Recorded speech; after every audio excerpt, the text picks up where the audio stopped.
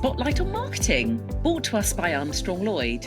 I'm your host, Karen Lloyd, and today we are joined by JSTO, the Chief Marketing Officer at JSTO Dynamics. With 15 years of leadership experience in the B2B tech marketing, Jess has successfully built a self-sufficient marketing function based on the principle that every single person in her team has a positive part to play in the impact of marketing within the business. Jessica really believes that good marketing is about establishing the ability to amplify and extend differentiation and the market position across multiple channels globally. In doing so, this brings significant impact to the business from both a brand and revenue perspective. So welcome, Jess. It's really great to have you here today. Thanks, Karen. I'm very excited about this, talking about marketing with somebody who really knows about marketing. So thank you for inviting me. Brilliant. And we might have some special guests that appear, as in Badger and Bear, who are knocking around as well. So there might be the added bonus of that. I know love people to see dogs if they're watching this on the YouTube version. Brilliant stuff. So one of the reasons I picked you, Jess, is because I know you've been really involved in transforming how marketing is at JSTO Dynamics, and you came into the business and there was a very small marketing team there, but you really built it into sort of a revenue generating, more commercially focused position. I just really wanted you to describe the steps you took to create this team. Yeah, well, so this is going back over 3 years ago now. And I think one of the things that attracted me most to JSTO initially was the fact that it had a really strong brand. It was an expert in what it did. And so actually it was a bit of a gift for someone like me to come in and sort of very quickly see where the possibility and where the opportunity lay. So you're right. There was a very small team. It was centered more around supporting sort of product and looking after the website. We had PR, which was the guy is still with us. Felipe is brilliant. And it was about taking those key pieces and then looking at where the gaps were. Building any kind of team takes time. And it was about, what did we need to install from a foundational perspective that we could then continue to layer on iteratively over, the next months and years. So establishing that digital marketing element was really, really key. And then looking at what our sort of biggest channels were. So you've got channel sales, huge, great opportunity for any marketer to work with the sales community and to use them and channel them out to get to the people you want to be speaking to from a customer perspective, but then very quickly establishing that digital marketing presence so that we were able to sort of throw the net wide, have that ability to throw the net wide. And then the third key channel as well was from a PR and media perspective. So knowing that the offer that JSTO is in terms of our data and insights and expertise from an automotive intelligence perspective,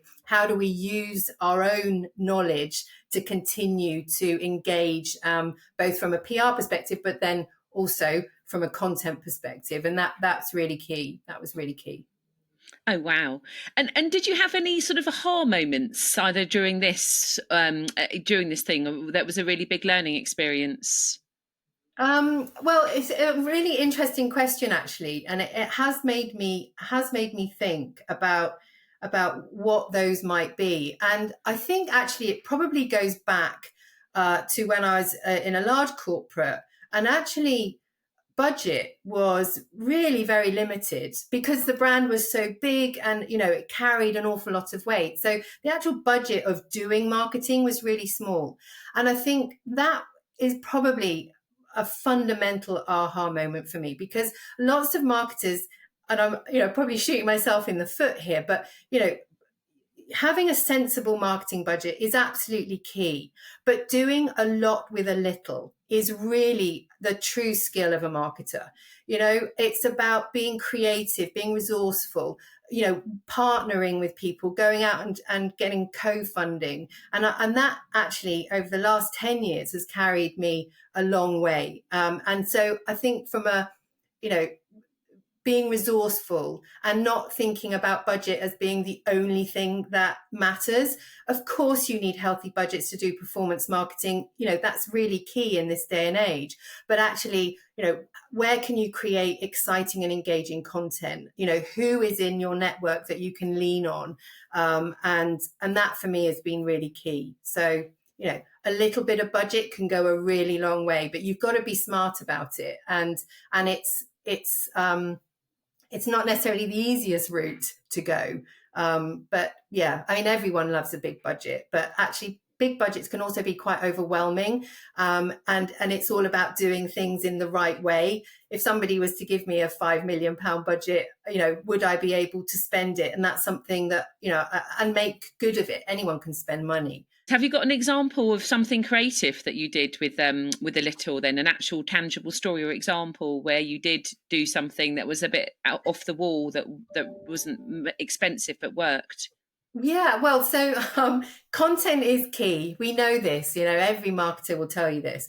But I believe that smart marketing is really important. So where you've gathered insight through research, through speaking to experts, and then creating a piece of content that is not only engaging, provides a different perspective, but also has some smarts about it as well. And so this is going a few years back now, but working with sort of the industry institutions and associations, where their members have the audience that you want to get to, and that collaboration. So I approached a particular association that had a very large membership globally, and I asked if we could survey their members.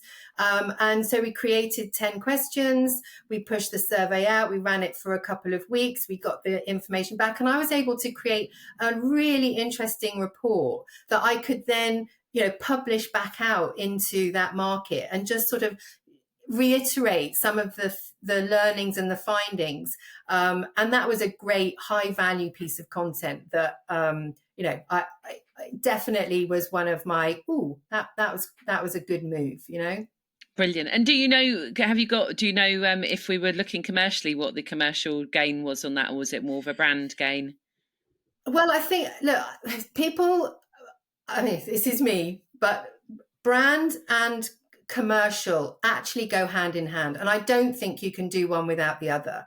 So what we want to do is actually grab people. And then once we've got them, and then it's up to us about what we do with them, how we nurture them, how we engage them further down the funnel. So that top of funnel activity is what's really key. And you could go to a trade show and come back with a delegate list of 2,000 people. Okay, you can put them in the top of the hopper and sort of nurture them through. But what's the outcome actually going to be? I'd rather use a high value piece of content to go and capture the right people for the right reason and then nurture them through. And that you might not have the volume, but you do have, in terms of the right people in and then the right nurture, the outcome from a commercial perspective will be much more guaranteed than just putting 10, 15,000 marketing captured leads in the top. Absolutely. And I think it's easy for people to get hung up on marketing metrics, isn't it? And whether it's whether they're SQLs or MQLs, or we've got 2,000 leads in there, but then nobody ever phones it or does anything with it because it's overwhelming for the sales team. So it's much better to have a qualified lead that someone can actually do something with, that's hot, and that person's interested in what you're selling. I think the magic is sometimes actually knowing what the content is for your customer profile, isn't it? Knowing really what they want to do and how they do that. That's often the difficult part. So I know one thing you mentioned to me before is you said you've got these lovely 3 pillars that you always look at: brand, thought leadership, and pipeline generation. And I don't know if you work in a framework, but how do you sort of contribute these to your tangible business outcomes? Well, I mean, look, it's a little bit like what I just mentioned around sort of the brand versus commercial. And actually, for me, those 3 pillars are key to supporting each other. marketing is not a cost center, right? It's a growth engine, it's a revenue generator. And I think changing that perspective that, oh my goodness, I'm spending £10 million on marketing, what am I getting out of it? It is often always a challenge, often a challenge.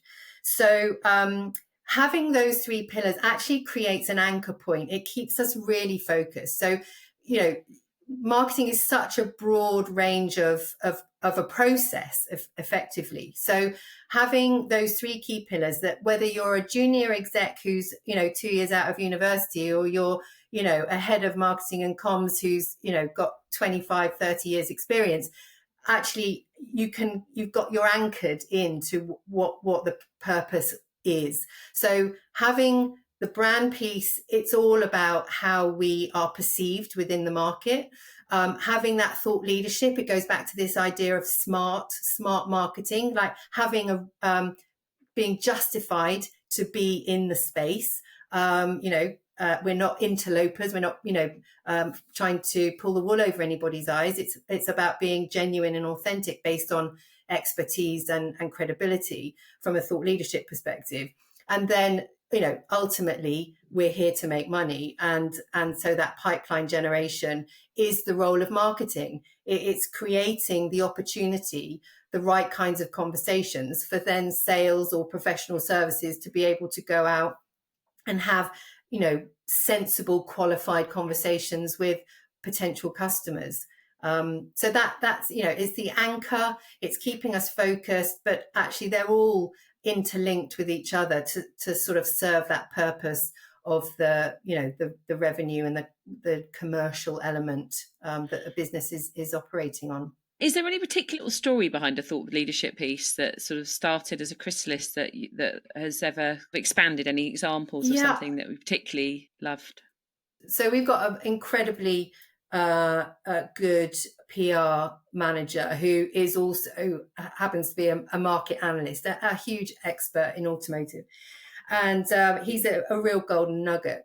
But what he had been doing was creating reports and press releases that went out every month, and they were looked for, sought after by press and media, and it was a great way for us to build relationships in that space. But actually, what we hadn't been doing was using it for lead capture. So very quickly we put a gate behind it, created a landing page, and started to use this sort of smart press release content, and then that formed into these much larger reports. And in fact, he'd been doing one around CO2, for example, that had happened the year before. So we immediately said, right, we've got to do this again. Let's make it an anticipated annual report that people are waiting for, and that starts to become a bit of an anchor or a pillar, if you will. Actually, it's more of something to be known for. I think that having a piece of content that is anticipated not only by the press and media, but also by your customers, who are all using our data and insight. And now we actually produce 3 reports annually that are anticipated, and it's proven to be a really good source of illustrating our credibility and expertise, but also from a pure marketing perspective, that lead capture has been really fundamental. Yeah, I think that's a brilliant example, because before you're producing the content because you thought that that's what people wanted and they liked it, and you were just producing it as like this is what we've always done. But by being able to gate it, track it, have data on it, and look at it, you can improve it for your customers. People can opt in, and also you've got this ability to make it as a brand, basically. So that's something else you're giving away to people. I always believe in I have this marketing technique which is, I don't know if you've heard of it, it's called jab jab hook. So it's where Right. and the concept is that basically, you give something to someone maybe twice before you then ask for something back, and it's just like a Yeah. pattern. Yeah. I can't remember Yeah. who. There is a famous person who wrote a book about it. I must remember who that is. But basically, I just love the concept because it's just a simple aspect, isn't it? And that's kind of what you're doing with your report as well. You're just giving something to Yeah. somebody, they're knowing, they're anticipating it, and you're building that brand recognition, and you're not always asking for something back. But if someone says Yeah. who's the experts in the field, then they know it's you. Yeah. Yeah. Absolutely. I think content is, people outside of marketing tend to maybe get a little bit bored about, marketing constantly saying the need for content. There is so much content out there these days, and obviously with AI coming in, there's even more easily accessible content. And so how do you establish a presence in a saturated, people are tired of reading. People, this is one of the reasons why podcasts have become so popular, because it's a different medium that people can really tune into, and it's offering a different experience. And actually, one of the things that I was very quick to do in JTO, not just from a webinar, that as a medium, but broadcast as a whole. So 2021, we introduced a webinar program. And then in 2022, we introduced podcasts. So these are now starting to build and starting to really get a following. But it's just about providing content via a different medium. And so that you're hoping to catch people, your jab hook, catching people at the right time through their journey, their buying journey. So having that differentiation of content is very important, I think. I love your analogy that you have like snackable and high value content. I just wondered how would Yeah. you sort of break that down for us in like what's your definition of snackable versus high content? Well, I mean, you alluded to it really with your jab hook. I talk about you've got to go on a few dates before you ask someone to marry you. And I think snackable content, that really easy read, maybe a minute long, or 30 seconds to watch, or a sound bite to listen to, is really important because it just keeps the conversation going. And then what I try to do and encourage my team to do is, if there is that high value piece of content that is really the hook, as you talk about, what are the bits that go around it to go on a few dates with? You've got to take people on a journey. And I think one of the things that and I know I'm not alone in this, but when you launch a campaign and you tell the business you've launched it, and you explain what you're doing, and the plan is there, and you've got this whole next 3-6 months all laid out, and a week later someone says, so how many leads have you got, how's it going? And it's like, whoa, you got to pave the way to get the right people in, and that's all about the planning and the strategy, and ultimately the content that you're using to get people to come in. So having snackable content that's easy to digest, it's not a big ask, is plays a very important part to get people to commit to that high value piece of content where they're giving up their details, precious details, because they know that we're going to do something with it. So it's about being transparent about what we're doing, but that's not wasting anybody's time. That's really key. Yeah. Yeah, exactly. Well, it's building a trust, isn't it, with the customer? So, because when you're Yeah. selling high value enterprise level solutions, you can't just say, "Oh, by the way, here's a sort of form, fill it in. Here's a demo. Will you buy from us?" It's like an ongoing relationship, Yeah. isn't it? And it Yeah. takes a while, and the person needs to trust you, because you don't want to invest in a technology or a solution and it not being available at the end.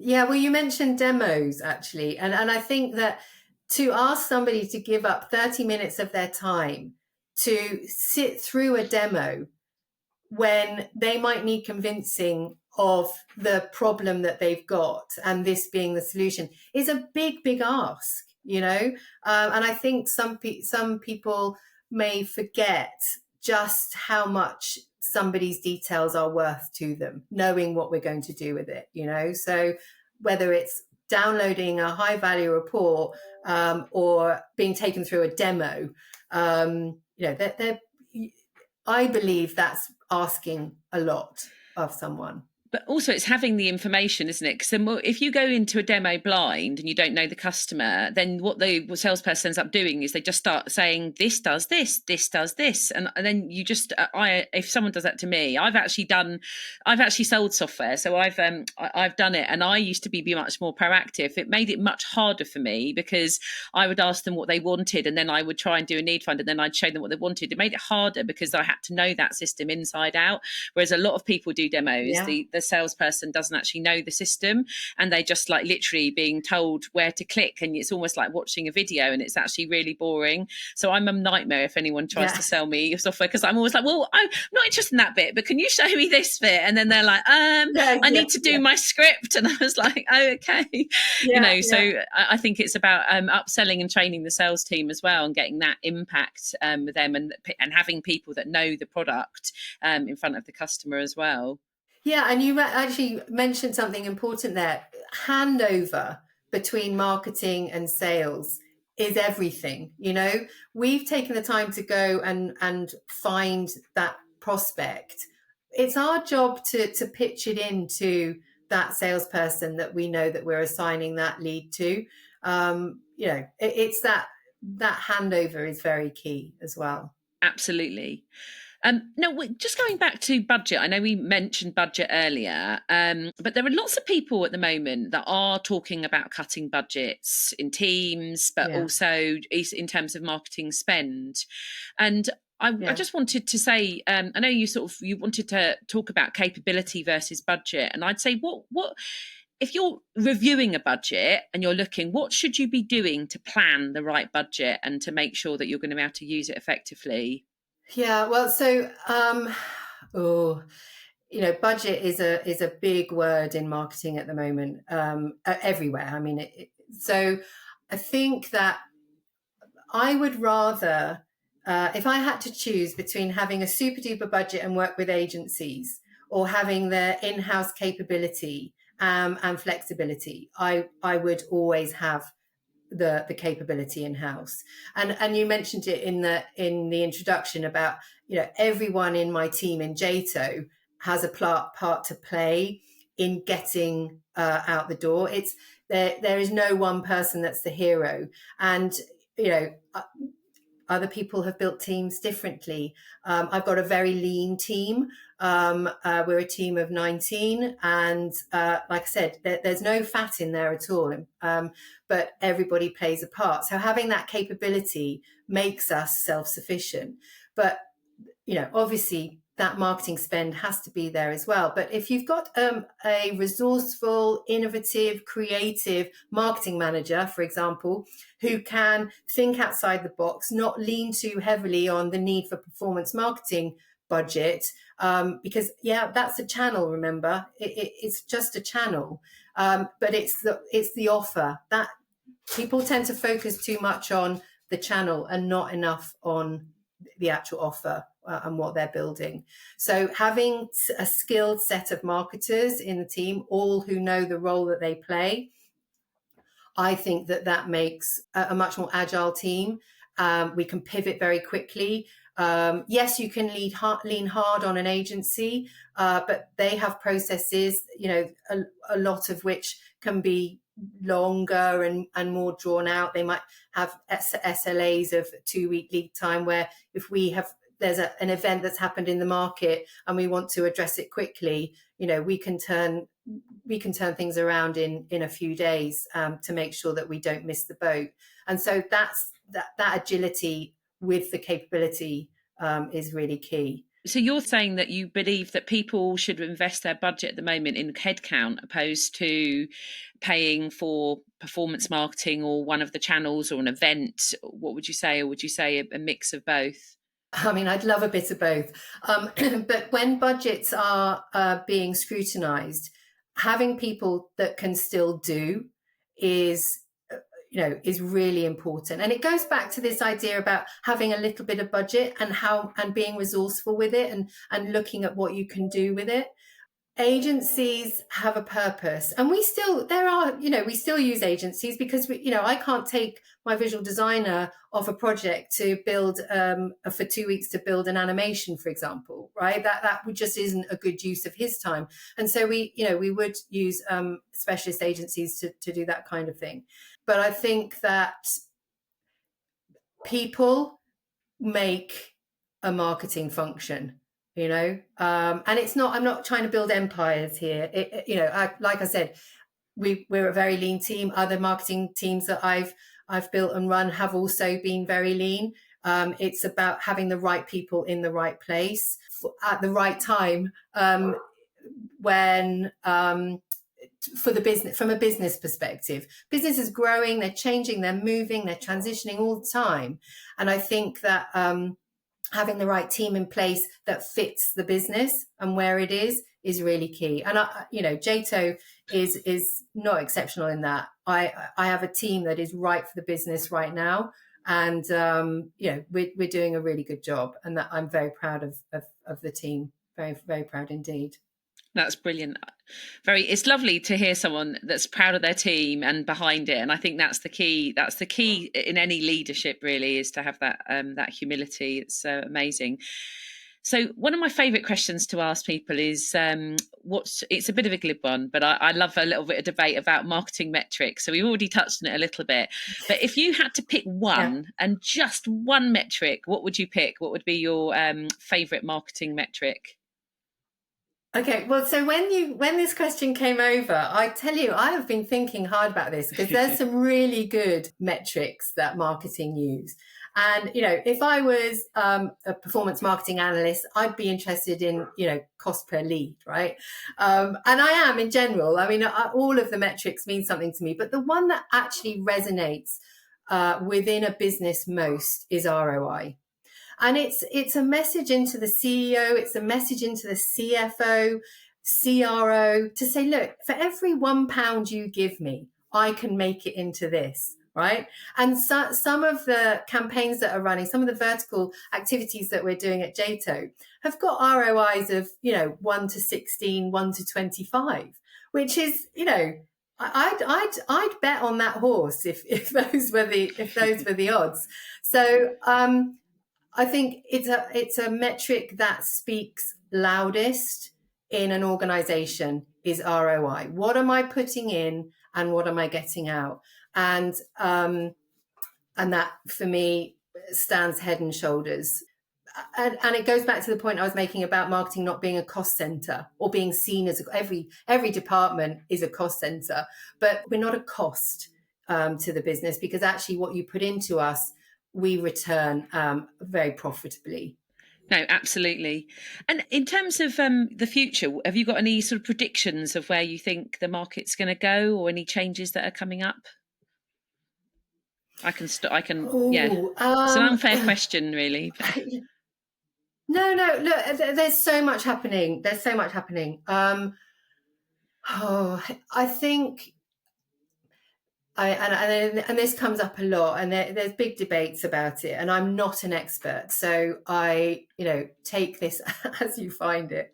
I think everybody thinks that AI in marketing is going to be a silver bullet, and I don't think it is. I think it's going to have a purpose without question, but having, for example, a copywriter, content writer who is an expert in not only words, but also extracting insight and being able to put it on paper. Yeah, can an AI program do that? Of course it can.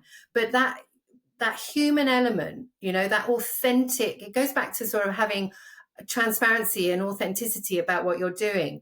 Yes, an AI platform can chuck out multiple pieces of content in a morning, but that having it mean something and be meaningful is for me really important. That credibility in knowing that the content that we're putting out there is valid, especially knowing that there's going to be huge moves around regulating the AI as a whole, both from a marketing perspective, being able to identify and actually have to stamp that this is a non-AI generated piece of content. All of these things are starting to happen. So I don't want to take any shortcuts. I want to know that every piece of content that we put out is an authentic piece of content. Yes, AI has a huge part to play in that, and I'm not short-sighted enough to say it doesn't. But I think we're just starting to learn about how to use this amazing technology to the betterment of people, human, right? People talk about B2B and B2C and B2B2C and all of that. But actually what we're doing, and I know this sounds a bit cheesy, it's like we're just trying to talk to people who have a problem and that we can help them, right? That human to human, which, is, don't shoot me, but, it's don't forget it, because we're just talking to people and trying to, get them to have a different perspective about ways of solving problems and what solutions might be out there. Who knows what's going to happen now? We've had the general election. People have been saying, things are going to change and the market's going to shift and all the rest of it. Who knows what's going to happen? But I think the biggest influence that we've got to understand better at the moment is definitely AI. AI has made such a step forward already in this last 2 years. I mean, there was a time when no one had even heard of ChatGPT or Bard or Claude or any of these, and now it's becoming more commonplace. There are some people who are the kind of I don't want to touch it, I'm a bit frightened of it, I think it's going to take my data and do things to me, and other people that are using it to automate and do some clever things with AI. But I think basically it's a car, isn't it, that you're learning to drive, and that it's still going to need a driver. It's not going to take I know that it's still going to need somebody there with the eyes and ears looking and putting the human inputs in. So I think it's a really, really key part. No, excellent. Well, anything else that I haven't asked you that you'd like to mention before we wrap up? I mean, I could talk about marketing all day, and it's a huge passion of mine. And I think good marketing is what is really key. And I wouldn't bash any of my fellow marketers at all, but I think that there's a lot of good marketing happening, and it's really, marketing having that seat at the table and being really core to an organization. We have the ability to actually support and work across all departments and functions within an organization. And, you doing podcasts like this and giving a platform for people to come and talk about, their craft and their passion around marketing is brilliant. And I'd love to see more of it, because I think that marketing is not just the fonts and Pantones department. It's the it's a strategic function that can really shift the fortunes of an organization when done well. Yeah, absolutely. I think when I started looking at marketing in the 90s, and it was in those days the marketing department did the brochures, or the marketing department did a proposal, or made things look pretty. Whereas now, with data, with insights, really understanding the customer side of things, and marketing just has there's so many tentacles to marketing that just spread out through the business. And I think the more companies understand that and embrace that, and particularly CEOs and CFOs and leadership teams embrace that, I think that's that's the key factor, and that's one of the reasons for doing a podcast like this is to kind of educate and hopefully get some understanding about that it isn't just there is some value, and companies that are making money from using it as well as it building their brand. It's not always about the money, as we've said earlier. It's not just about revenue. It's about the brand side and a bigger, wider picture as well. Yeah, brilliant. Yeah, it's the whole piece. I saw your post on LinkedIn this morning, and it made me chuckle about the CEO who who didn't value marketing, right? And I don't, it's such a shame because it is out there, and I think organizations are better organizations and more profitable from having marketing in their business. And we have the ability to throw the net really, really wide, and letting your sales guys go and pick people off one at a time. Doing both of those activities can only be a good thing, and at the same time being the custodian of the brand, holding up, in a global market that's very noisy, is really important to break through. And you don't need to convince me about the role of marketing, of course, but I think it's a really good place to be. It's a really good place to be. Yeah, I agree 100%. And adding that value over again and working with the sales team as a partner rather than being the sideline in the sort of shadows is the key, really. Well, thank you so much for taking the time to come and have this conversation. It's been really insightful, and there's been lots of lovely nuggets that we've learned. Oh, I hope so. Oh, it's been amazing. So thank you for tuning in to the Spotlight on Marketing. And if you enjoyed today's episode, please subscribe, rate and review the podcast. And don't forget to share it with your colleagues in the marketing community. Until next time, keep shining the spotlight on the power of marketing and driving the business growth. Thank you.